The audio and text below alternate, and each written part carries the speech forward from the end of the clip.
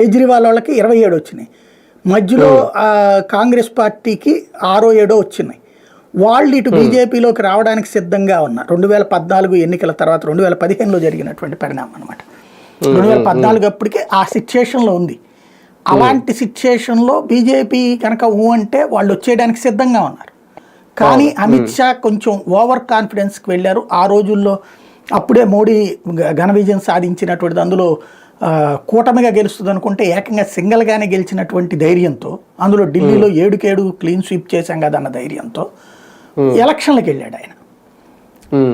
అదే ఆ రోజున బీజేపీకి మైనస్ అయింది.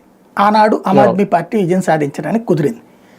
ఆ తర్వాత చూస్తే అది ఏకంగా రెండోసారికి వచ్చేటప్పటికి 3 సీట్లకి పరిమితమైనటువంటి పరిస్థితి.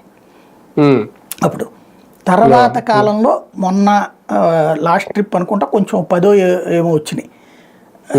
అక్కడ ఏంటంటే కాంగ్రెస్ ప్లేస్ని ఆక్యుపై చేసేసింది ఆమ్ ఆద్మీ పార్టీ. భారతీయ జనతా పార్టీకి ఇక్కడ ఎట్లయితే వైఎస్ఆర్ కాంగ్రెస్ పార్టీ ఆక్యుపై చేసిందో కాంగ్రెస్ ప్లేస్ని, అక్కడ ఆమ్ ఆద్మీ పార్టీ ఆక్యుపై చేసింది. ఇప్పుడు భారతీయ జనతా పార్టీ అక్కడ గట్టి ప్రయత్నం చేస్తుంది కానీ సంస్థాగత నిర్మాణం లేదు ఢిల్లీలో. అంటే ఇప్పుడు కాంగ్రెస్ ప్రభావం ఏమి ఉండదా సార్ ఢిల్లీలో కంప్లీట్ గా? కాంగ్రెస్ చీల్చే ఓట్లు ఎవరిని గెలిపిస్తాయో చూడాలి. కాంగ్రెస్ చీల్చే ఓట్లు ఎక్కువగా ఆమ్ ఆద్మీ పార్టీ చీలిస్తే బీజేపీ గెలవాలి. అంటే బీజేపీ అక్కడ నమ్ముకోవాల్సింది కాంగ్రెస్ని.